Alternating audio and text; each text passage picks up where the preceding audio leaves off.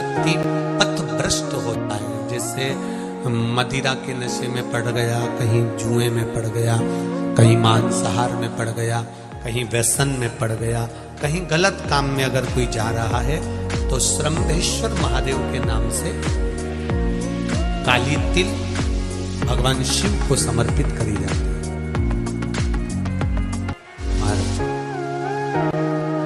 काली तिल को वापस उठा कर ले आते हैं। उसी काली तिल को जो मदिरा का नशा करने वाला होता है या जो गलत व्यसन में डूबा हुआ होता है, उसको वो सुबह के समय अगर नहीं खाता तो भोजन के साथ उसको दिया जाता है। श्रम्भेश्वर महादेव। एक बेलपत्री का भी बहुत अच्छा प्रयोग है श्रम्भेश्वर महादेव का। मदिरा पीने वालों के लिए, मांसाहार, व्यसन में, जुए में, वेश्यावृत्ति में, पर नारी में, गलत जगह पर जो डूबे रहते हैं उनके लिए पहले की कथा में उसका वर्णन किया है बेलपत्री। श्रम्भेश्वर महादेव। एक बार सब बोलेंगे, कौन से महादेव? श्रम्भेश्वर महादेव। फिर जम के बोल लो एक बार, श्रम्भेश्वर महादेव। जब हमारे घर में क्रोध बढ़ता है या कोई गलत कार्य में जाने लगता है तो श्रम्भेश्वर महादेव का हमें शरणागति लेना चाहिए। श्रम्भेश्वर महादेव का पूजन करना चालू कर देना चाहिए। कई लोग कहते महाराज जी, ये श्रम्भेश्वर महादेव का मंदिर कहाँ मिलेगा, हम कहाँ पूजन करने जाए? कहीं नहीं जाना, तुम्हारे घर के पास में जो शंकर जी का मंदिर है वहीं जाओ, उसी देवालय में, उसी मंदिर में जाओ। श्रम्भेश्वर महादेव के नाम से जल चढ़ाना प्रारंभ करेंगे। वो जल जो गलत संगत में पड़ा हुआ है उसका आचमन कराना प्रारंभ करेंगे। अपने आप उसकी धीरे धीरे बुद्धि सुधरना प्रारंभ हो जाएगी। ऐसा श्रम्भेश्वर महादेव का। कुछ स्थान हमारे यहाँ पर बड़े सुंदर सुंदर स्थान निश्चित किए गए हैं। जैसे कैंसर आदि के मरीज के लिए हम लोग पहले भी कहते हैं कि त्रिजुगी नारायण का जल बड़ा महत्व रखता है। जिसका शरीर या जिसको एक पत्र आया है कि किसी को मिर्गी का झटका आना चालू हो गया था। पत्र ढूंढेंगे तो समय थोड़ा लग जाएगा। जिसने लिखा है उसके स्मरण में होगा। जिसने भी लिखा होगा कि बीमारी के चलते चलते फिर मिर्गी आना चालू हो गई।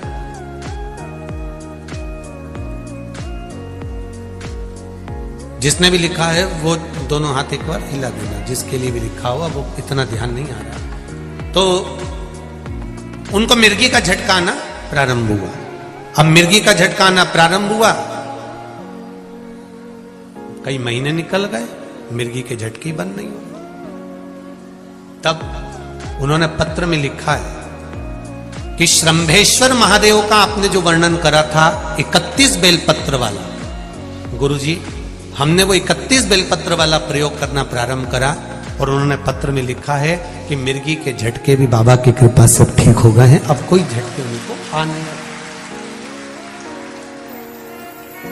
श्रम्भेश्वर महादेव का जो वर्णन है, श्रम्भेश्वर महादेव का जो गुणगान है, ये कोई साधारण नहीं है। शिव महापुराण में भागवत के प्रहलाद चरित्र को लाकर रखा गया है केवल श्रम्भेश्वर महादेव के प्रागट्य के लिए। ऐसा श्रम्भेश्वर महादेव का गुणगान। एक बार फिर आप लोग भूल ना जाओ, उसके लिए एक बार फिर से बोल लो, कौन से महादेव? श्रम्भेश्वर महादेव। ये श्रम्भेश्वर महादेव जैसे कुंदकेश्वर महादेव। कुंदकेश्वर महादेव का क्या काम है? माता पार्वती ने बिदल उत्पल को मारने के लिए जो कुंदुक फेंका था, वो कुंदुक भगवान शंकर के पांव में जाकर गिरा था। तो शिव जी का नाम कुंदकेश्वर हो गया था। जब हमारे यहाँ कोई दवाई नहीं लगती शरीर में, कोई कैंसर जैसा रोग हो गया, किडनी लीवर का रोग हो गया या बीपी शुगर का रोग हो गया, शुगर लेवल में नहीं आ रही है, तो आप शंकर जी पे से जो बेलपत्र ला रहे हो कुंदकेश्वर महादेव के नाम से लाओ। दवाई खाओ, डॉक्टर को दिखाओ, सारी जांचें कराओ, डॉक्टर के अनुसार चलो, डॉक्टर जैसा बताए वैसा करो। पर उस दवाई को भी शिव जी से कहकर कि बाबा कुंदकेश्वर महादेव का नाम लेकर उस दवाई को भी हम कुंदकेश्वर महादेव का प्रसाद समझकर पाना प्रारंभ करो, धीरे धीरे आराम लगना प्रारंभ होगा। कुंदकेश्वर महादेव रोग मुक्ति के लिए होते हैं और श्रंभेश्वर महादेव, बोलो बोलो जरा जम के, व्यसन की समाप्ति के लिए, शबरती में, पर नारी में, गलत जगह पर जो डूबे रहते हैं उनके लिए। पहले की कथा में उसका वर्णन किया है बेलपत्र। श्रंभेश्वर महादेव, एक बार सब बोलेंगे, कौन से महादेव? श्रंभेश्वर महादेव। फिर जम के बोल लो एक बार, श्रंभेश्वर महादेव। जब हमारे घर में क्रोध बढ़ता है या कोई गलत कार्य में जाने लगता है तो श्रंभेश्वर महादेव का हमें शरणागति लेना चाहिए, श्रंभेश्वर महादेव का पूजन करना चालू कर देना चाहिए।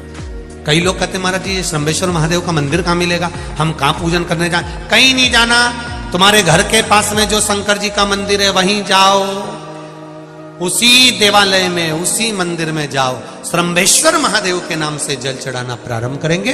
वो जल जो गलत संगत में पड़ा हुआ है उसका आचमन कराना प्रारंभ करेंगे, अपने आप उसकी धीरे धीरे बुद्धि सुधरना प्रारंभ हो जाएगी। ऐसा श्रंभेश्वर महादेव का।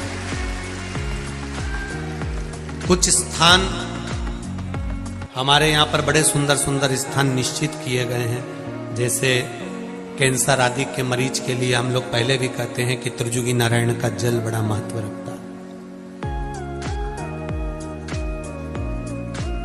जिसका शरीर या जिसको एक पत्र आया है कि किसी को मिर्गी का झटका आना चालू हो गया था। पत्र ढूंढेंगे तो समय थोड़ा लग जाएगा, जिसने लिखा है उसके स्मरण में होगा। जिसने भी लिखा होगा कि बीमारी के चलते चलते फिर मिर्गी आना चालू हो गई।